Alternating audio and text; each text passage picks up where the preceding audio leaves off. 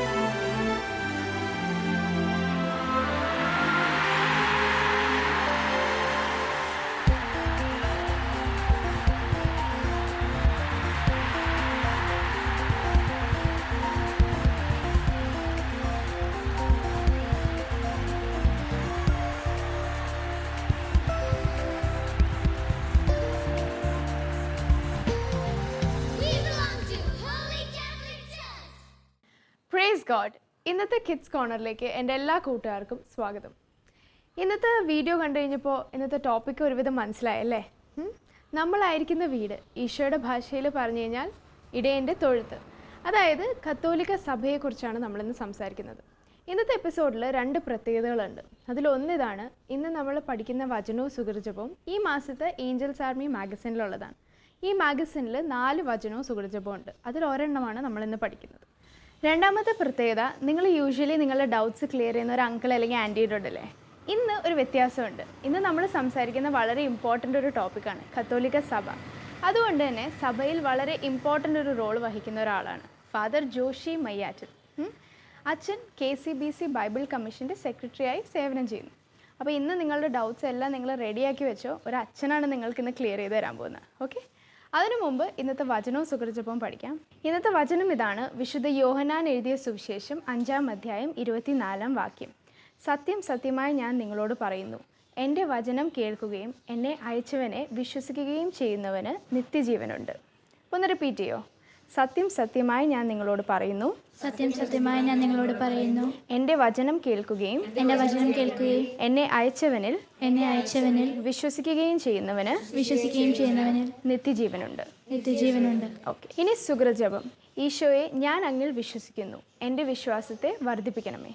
ഈശോയെ, ഞാൻ അങ്ങിൽ വിശ്വസിക്കുന്നു, എൻ്റെ വിശ്വാസത്തെ വർദ്ധിപ്പിക്കണമേ.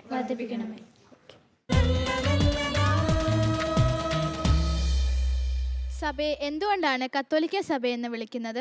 കത്തോലിക്ക എന്ന പദം നമ്മൾ മലയാളത്തിൽ ഉപയോഗിക്കുന്നു അല്ലേ, കത്തോലിക്ക സഭ. അത് വരുന്നത് ഗ്രീക്ക് ഭാഷയിൽ നിന്നാണ്. ഗ്രീക്ക് ഭാഷയിൽ കാത്തോലിക്കോസ് എന്നാണ് ഗ്രീക്കിൽ. അതിനൊന്ന് മുറിച്ചാൽ കത്ത ഹോളോസ്.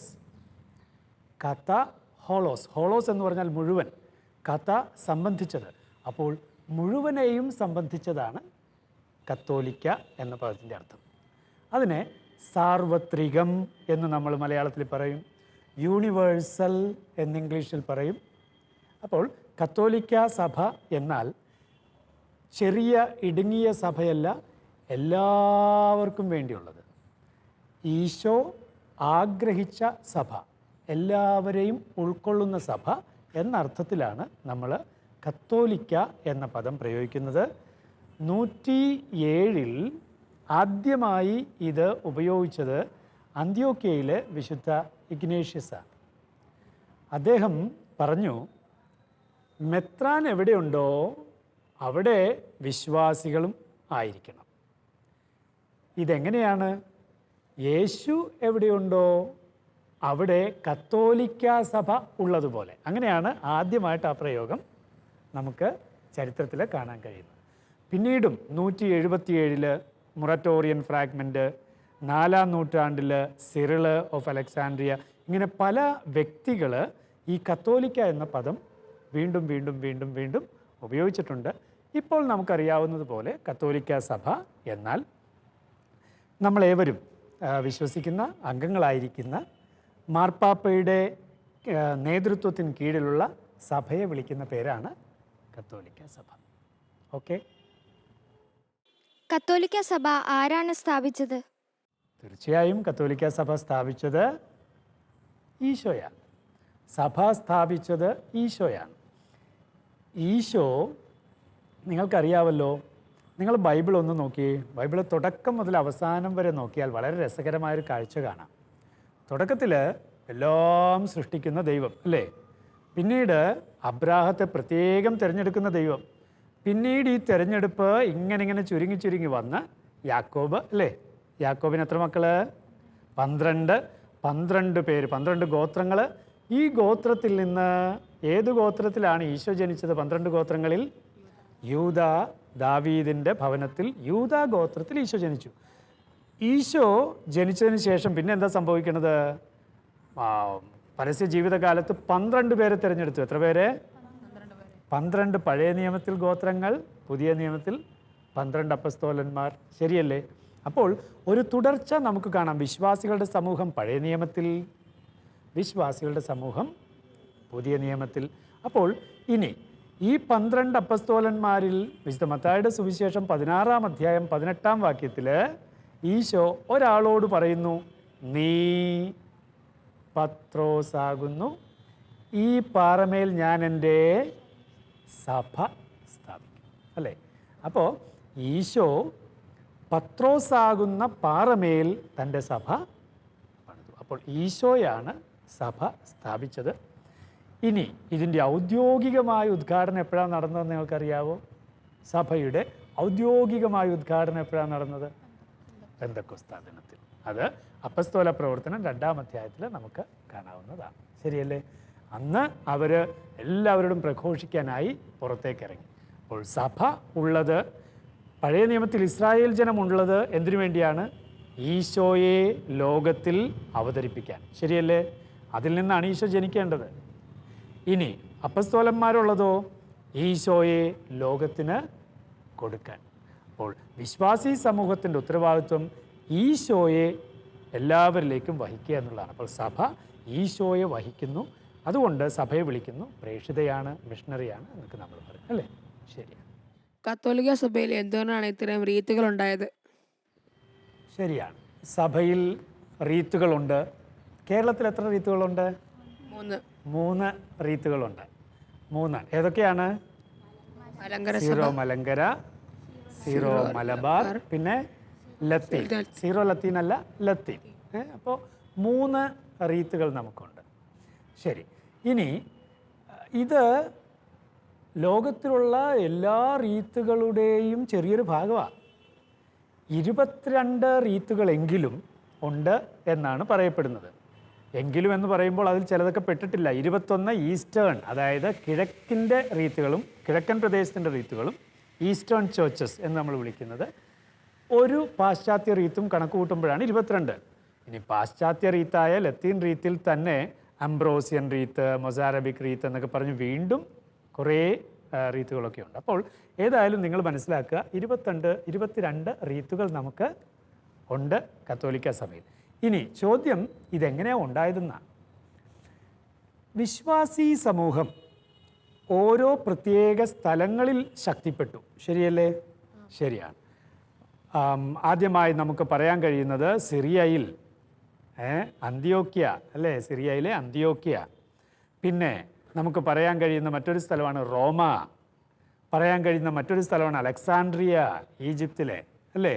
പിന്നെ കോൺസ്റ്റാന്റിനോപ്പിൾ. ഇതൊക്കെ നമുക്ക് പറയാൻ കഴിയുന്ന, അങ്ങനെ ഒരു 6 കുടുംബങ്ങളെങ്കിലും ഉണ്ടായിരുന്നു തുടക്കത്തിൽ എന്ന് നമുക്ക് പറയാം. പക്ഷേ ഇവയുടെ തന്നെയുള്ള പിന്നീടുള്ള തിരിവുകളും പിരിവുകളുമാണ് പിന്നീട് നമ്മളിപ്പോൾ കാണുന്ന റീത്തുകൾ. നിങ്ങളൊന്ന് ആലോചിച്ച് നോക്കിയേ, നമ്മൾ ഇന്ത്യക്കാർ ക്രൈസ്തവരാണ്, ശരിയാണ്. പക്ഷേ നമ്മുടെ സംസ്കാരം ഇന്ത്യൻ സംസ്കാരമാണ്, ശരിയല്ലേ? ഇതുപോലെ ആരാധനാക്രമത്തിൽ, ദൈവശാസ്ത്രത്തിൽ, പിന്നെ സഭയുടെ ഡിസിപ്ലിൻ എന്ന് വച്ചാൽ നമുക്കറിയാലോ, നമുക്ക് നിയമങ്ങളുണ്ടല്ലേ, കാനൻ ലോ ഉണ്ടെന്നൊക്കെ കേട്ടിട്ടില്ലേ, ഡിസിപ്ലിനിൽ ഇങ്ങനെയൊക്കെയുള്ള വ്യത്യാസങ്ങളാണ് റീത്തിൻ്റെ എല്ലാം അടിസ്ഥാനം. ആരാധനക്രമം മാത്രമല്ല, നിങ്ങൾക്കറിയാമല്ലോ, സീറോ മലബാർ കുർബാന പോലെയാണോ സീറോ മലങ്കര കുർബാന? അല്ല. ലത്തീൻ കുർബാന പോലെയാണോ മറ്റു കുർബാനകൾ? അല്ല. അപ്പോൾ അതെല്ലാം വരുന്നത് എന്തുകൊണ്ടാണ്? വ്യത്യസ്ത സംസ്കാരങ്ങളിൽ, വ്യത്യസ്ത പാരമ്പര്യങ്ങളിൽ അവ വന്നു എന്നുള്ളത് കൊണ്ടാണ്. അപ്പോൾ സഭയ്ക്ക് എപ്പോഴും ഈ സാധ്യത സഭയിൽ ഉണ്ടായിരുന്നു.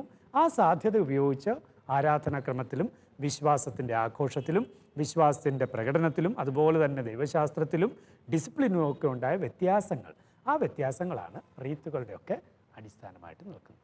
ഓക്കെ. കത്തോലിക്ക സഭ മറ്റ് സഭകളിൽ നിന്ന് എങ്ങനെയാണ് വ്യത്യസ്തമാകുന്നത്? നമുക്കറിയാം, ലോകത്തിൽ ഇഷ്ടംപോലെ സഭകളുണ്ട്, അല്ലെങ്കിൽ വിശ്വാസി സമൂഹങ്ങളുണ്ട്, അല്ലേ? നിങ്ങൾക്ക് അറിയാവുന്ന കുറച്ച് പേരുകൾ പറയാമോ? കത്തോലിക്ക സഭ കൂടാതെ ക്രിസ്തുവിൽ വിശ്വസിക്കുന്ന എങ്ങനെ? ഓർത്തഡോക്സ് സഭ കേരളത്തിലുണ്ട്. പെന്തക്കോസ്ത്, പ്രൊട്ടസ്റ്റന്റ് സഭകൾ വേറെയുണ്ട്, അല്ലേ? വിശ്വാസി സമൂഹങ്ങൾ വേറെയുണ്ട്. പിന്നെ നമുക്ക് അറിയാൻ പാടില്ലാത്ത നൂറുകണക്കിന് കൊച്ചു വിശ്വാസ സമൂഹങ്ങൾ വേറെ പലതുണ്ട്. ഇവിടെ തന്നെ നമുക്കറിയാം CSI, അല്ലേ? CSI സഭയുണ്ട്, മാർത്തോമ സഭയുണ്ട്, അങ്ങനെ പല സഭകളുണ്ട്. ഈശോ എത്ര സഭ സ്ഥാപിച്ചു? ഈശോയുടെ മനസ്സനുസരിച്ച് ഒറ്റ സഭയേ ഉള്ളൂ, ശരിയല്ലേ? ആ ഒരു സഭയ്ക്ക് വേണ്ടിയാണ് ഈശോ പ്രാർത്ഥിച്ചത്. യോഹന്നാൻ്റെ സുവിശേഷം 17 അധ്യായം ഓർക്കുന്നുണ്ടോ? 17 അധ്യായത്തിൽ ഈശോ പറഞ്ഞത്, പിതാവേ, ഞാൻ പ്രാർത്ഥിക്കുന്നത് ഇവർക്ക് വേണ്ടിയാണ്, ഇവരെല്ലാവരും ഒന്നായിരിക്കാൻ വേണ്ടി. എന്തായിരിക്കാൻ വേണ്ടി? ഒന്നായിരിക്കാൻ വേണ്ടി. അപ്പോൾ ഒറ്റ സഭയാണ് ഈശോ ആഗ്രഹിക്കുന്നത്. പക്ഷേ ഈശോ സ്ഥാപിച്ച സഭ കാലത്തിൻ്റെ കുത്തൊഴുക്കിൽ പല പ്രശ്നങ്ങളിലൂടെയൊക്കെ കടന്നുപോയി. ചില പാഷണ്ഡതകളുമായി പോയി. അതായത് വിശ്വാസ കാര്യത്തിൽ വെള്ളം ചേർക്കുന്ന ഏർപ്പാടാണ് പാഷണ്ഡത, കേട്ടിട്ടുണ്ടോ? ഹെരസി എന്ന് പറയും. അപ്പോൾ അങ്ങനെ കുറേ പേര് മാറിപ്പോയി. വേറെ ചിലർ മാർപ്പാപ്പയുടെ അധികാരത്തെ അംഗീകരിക്കാൻ പറ്റില്ല എന്ന് പറഞ്ഞിട്ട് മാറിപ്പോയി. അങ്ങനെ പല രീതികളിൽ സഭയിലുണ്ടായ പിളർപ്പുകൾ. അങ്ങനെയാണ് വ്യത്യസ്ത സഭകളും വിശ്വാസി സമൂഹങ്ങളും ഉള്ളത്. യേശുവിൻ്റെ മനസ്സനുസരിച്ചുള്ള സഭ എല്ലാം കൂടി ഒന്നാകുന്ന സഭയാണ്.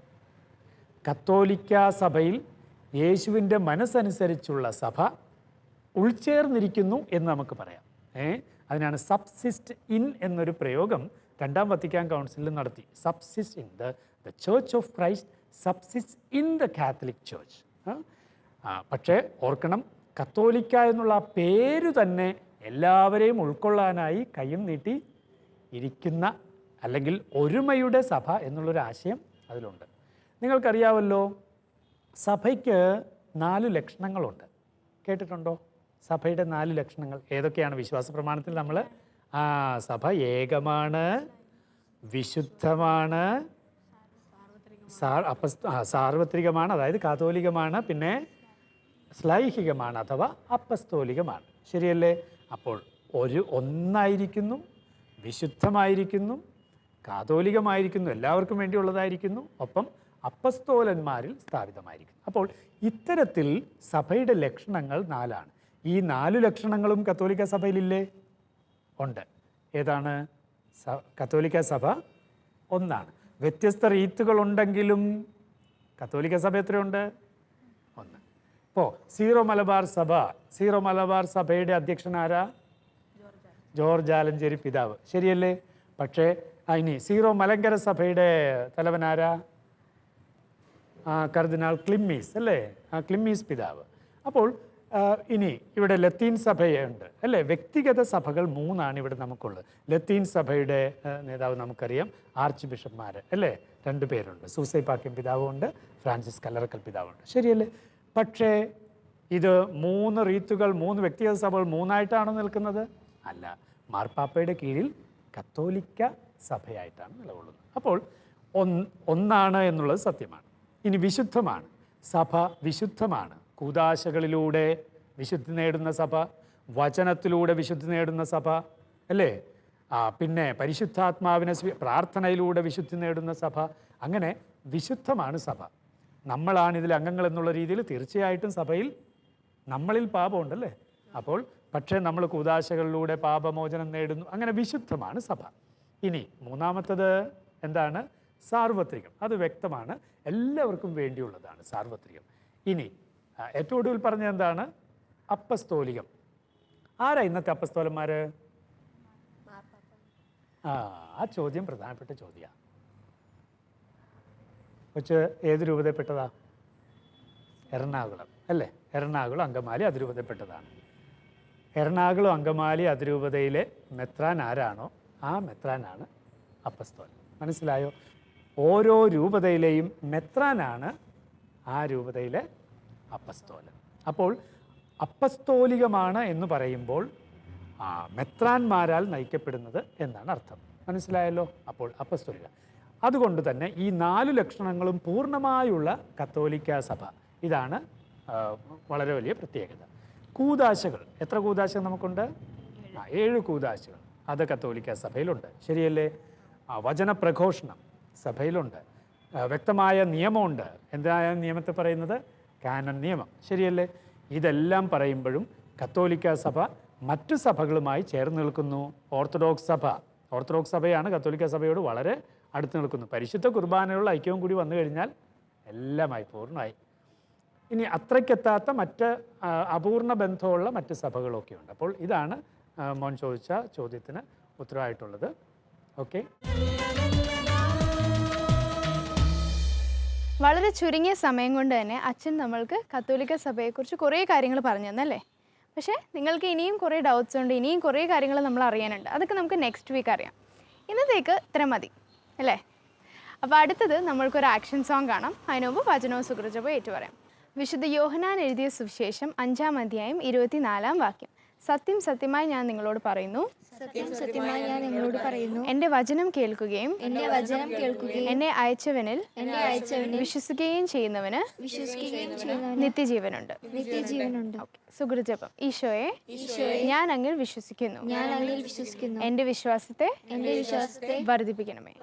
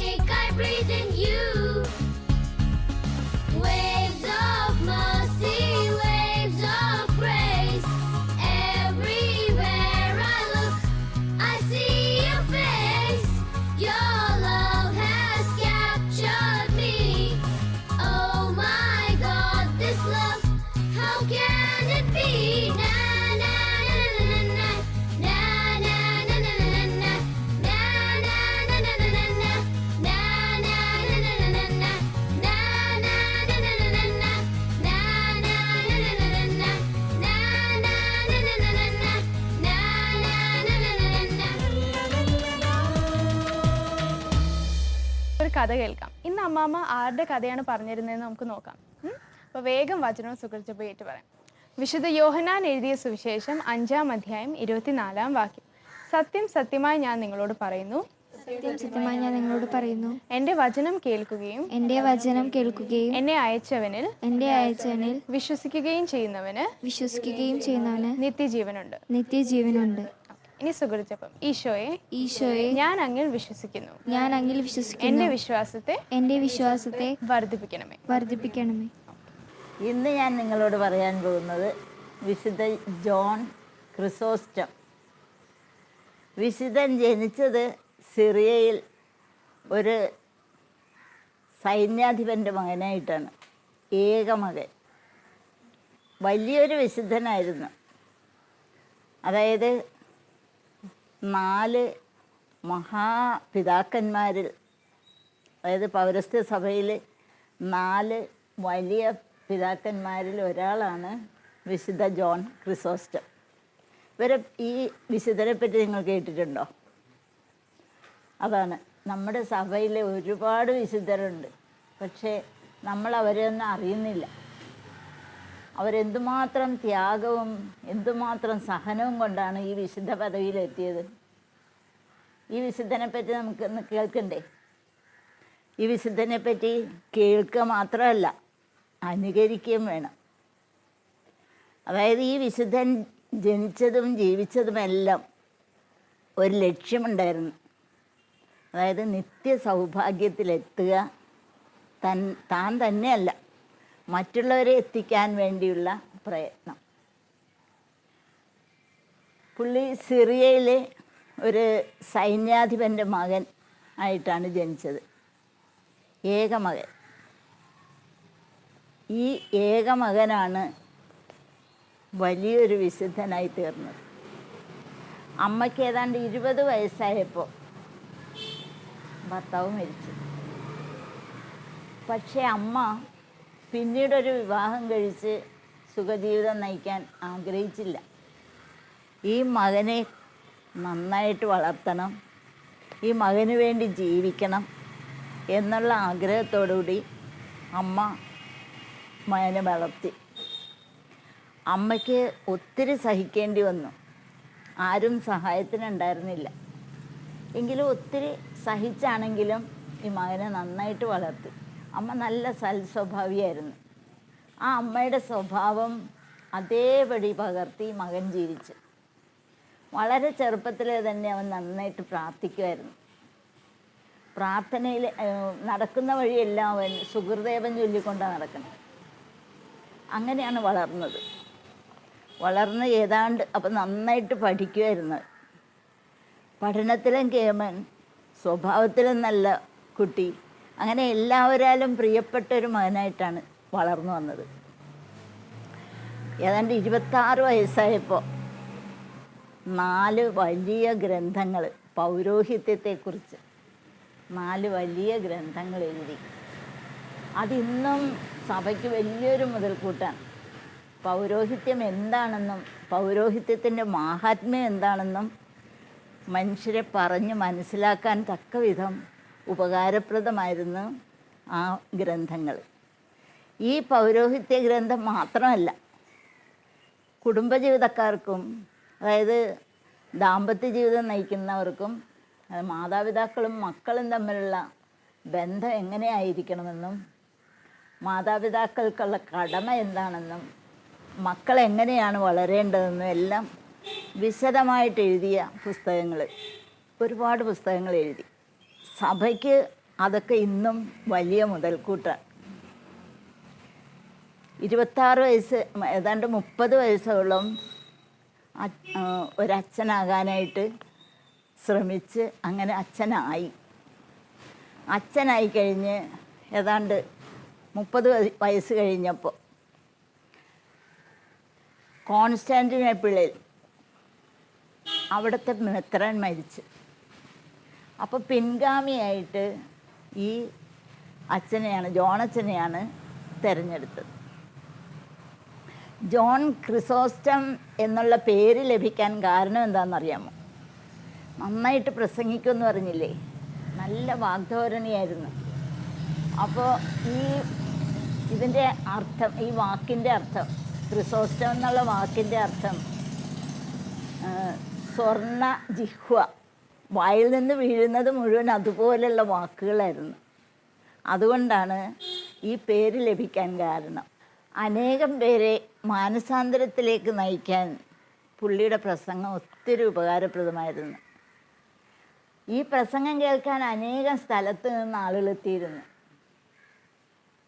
തന്നെയല്ല, പ്രസംഗത്തിലുള്ള കാര്യങ്ങൾ വളരെ എല്ലാവർക്കും അത് ജീവിതത്തിൽ പ്രായോഗികമാക്കാൻ പറ്റിയിരുന്ന കാര്യങ്ങളാണ് പറഞ്ഞിരുന്നത്. അതുകൊണ്ട് തന്നെ പലരെയും പ്രകോപനപരമായിട്ടുള്ള ഇതിലേക്ക് കൊണ്ടുപോയി. അന്നത്തെ ചക്രവർത്തി പുള്ളിക്കാരന് ഇതൊന്നും അത്ര താല്പര്യമായിട്ട് തോന്നിയില്ല. എന്താണെന്ന് വെച്ചാൽ പലരും മാനസാന്തരപ്പെട്ട ക്രിസ്തീയ മതത്തിലേക്ക് വരണം. പുള്ളീനെ ഒരു കാരണം കൂടാതെ നാടുകടത്തി, പല സ്ഥലങ്ങളിലേക്ക് നാടുകടത്തി.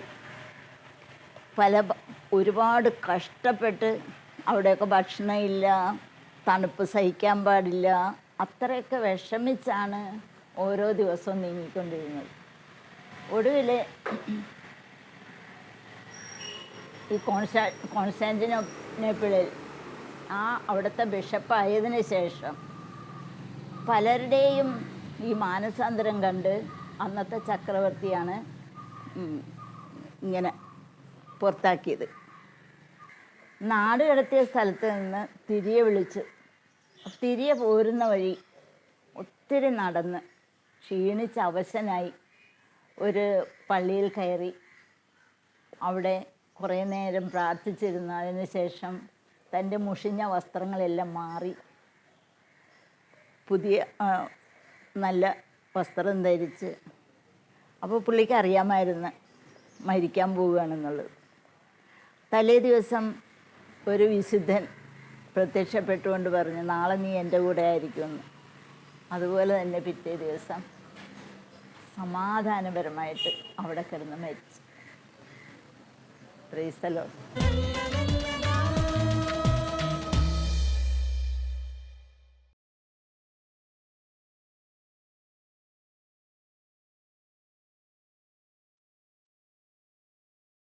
ഇപ്പോൾ വിഷ്വലിൽ കണ്ട പോലെ നിങ്ങളും എപ്പോഴും ചെയ്യാറുണ്ടല്ലേ? നമ്മളുടെ പേരൻസ് നമ്മളെ ചെറുപ്പത്തിൽ തന്നെ പഠിപ്പിച്ചൊരു കാര്യമാണ്. പക്ഷെ അത് എന്തിനു വേണ്ടിയാണെന്ന് ആർക്കെങ്കിലും അറിയോ?